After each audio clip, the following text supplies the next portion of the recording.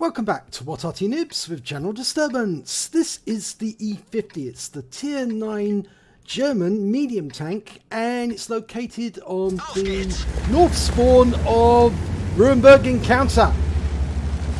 Now it's under the command of Captain Ashstorm, and you can see one mark of excellence on his barrel.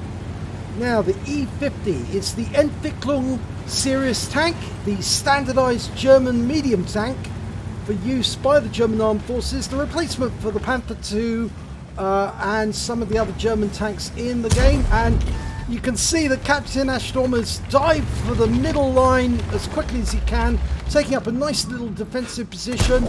Gets one good shot there on the AMX 1375, bounces around in return. It's a very strong position on this corner. Oh, missed the shot there. I think he hit the wreck of the 1375.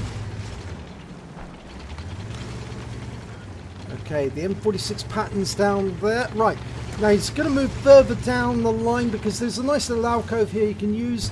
Can fire in both directions. Now, there are 5 different guns he could use for the game, for this battle, but he's using the 105mm gun. It's got damage of 390 alpha and 220 penetration. Puts a round into the M445. And there's some more tanks around the corner. There's a 1375. Oh, lovely round into him for 373. Now that is a high. No, it's a low roll, that one. Just showing the top of his turret round the corner. Not willing to show the rest of his tank. Doesn't want a round put into it. This tank is best if you don't show the sides to the enemy, because it does have rather weak sides, so you don't want to be perpendicular to the enemy. But this position is pretty good, and with the 105mm gun he can do a lot of damage, and he does. 374 hit points of damage, but it's a long reload, 7.92 seconds. Well, longish. I mean, that's not particularly bad actually for a gun in this a tank in this particular caliber. It's a snatch return shot there on the M445, I think prompted by the M4's firing, and oh, well, that one went into the mantlet, so that didn't do any damage to the M4 whatsoever. You need to get the cheeks, not the actual mantlet itself, if you can help it. Waiting for him to pull back round the corner. I'm not sure he wants to now. I think he knows full well what's happening if he does. Yeah, I think he's in a defensive position now. Now, the question is, does Captain Ashstorm go around the corner to go after the M4? No. Oh, snatch shot again. Missed. The M4 managed to prompt him to shoot without getting a result. Very naughty, but very expectable.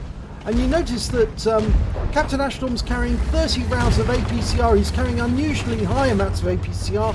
He does like using APCR in this game. It does get results though, I must admit, although it does cost him in the way of credits. Now this is a tier 9 battle, he's top tier. It's on the 357 matchmaker. He's pulling back because he doesn't want to get shot by the enemy.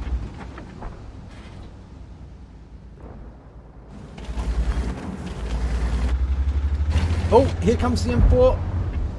He's again trying to tempt Captain Ashstorm to shoot. Oh, missed it! That bounced off the side of the turret. Again, he's pulling back, getting into cover. Oh, tries to get another shot, but he ricochets that one. And the 1390 behind him fires one into his posterior, and he bounces around from the KV3 as well. No, missed that one. In fact, actually, I think I bounced off the armour of the M46, and he took one into the tracks from the KV3. Going for the KV3. Yep, gets that one through. In fact, that's a high roll, and he's set him on fire. I think he did get the fire, or was it somebody else got the fire? It may have been somebody else who got the fire.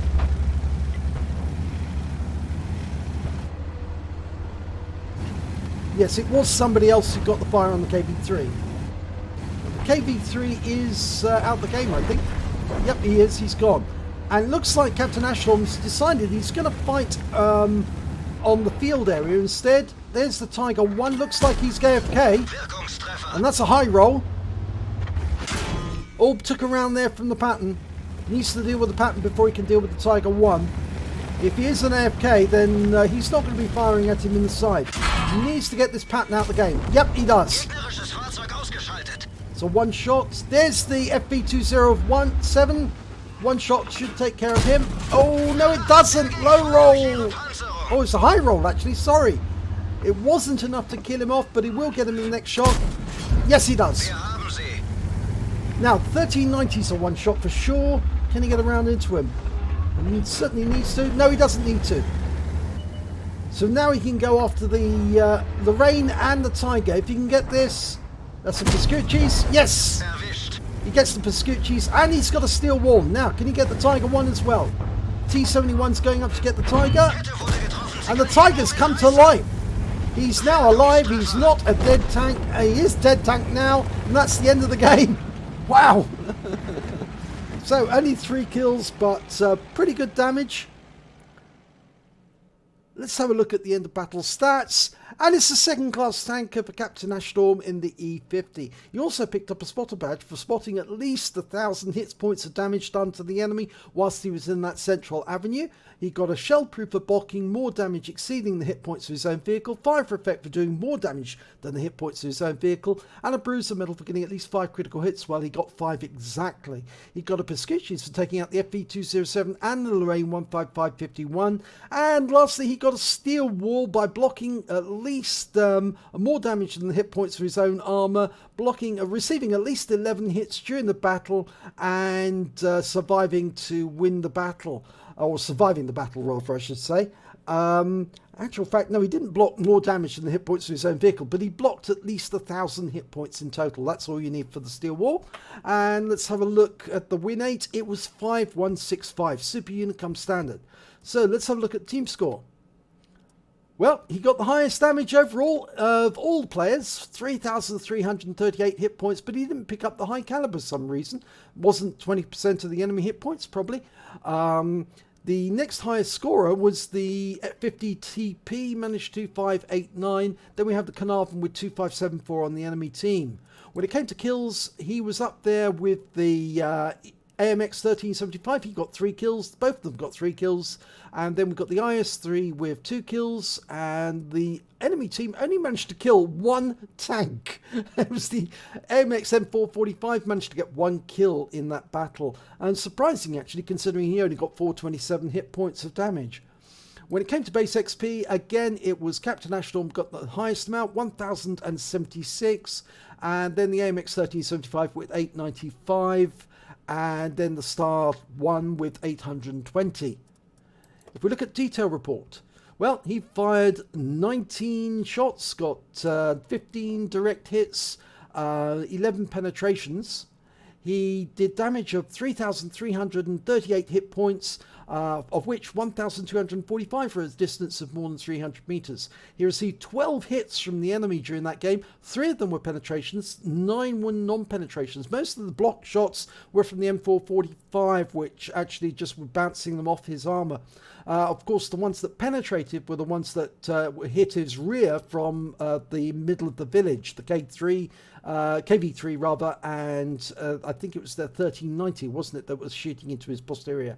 He blocked damage of 1,785 hit points, more than qualifies for the steel wall. Spotted 5 enemy vehicles, damaged 8 of the enemy, killed 3 of them, and did 1,417 hit points of damage resistance. He earned 60,482 credits during that battle after repair, ammunition resupply and consumables, because he did use premium consumables. He ended up with a loss of 13,595 credits. Now, he did use some APCR towards the end of the battle, although he did use up his AP first. He had to use the APCR in the end. He received 2 bonds, one for the steel wall, one for the Pascucci's, and he got 1,614 XP, times 2 for the first victory, and a personal reserves bonus running at the same time, so he took away 4,842 experience points from that one battle. So, yep, sorry Arties, he said not, because after all, they were the enemy Arty, therefore they're perfectly legitimate targets. So, well done there, Captain Ashstorm. Good demonstration of how the E50 can actually be quite effective. Not quite the E50M, but it's still a very good tank all the same. So if you enjoyed this replay, please give it a like and do subscribe to our channel, and hopefully it'll be your replay that I'll be featuring in the next video.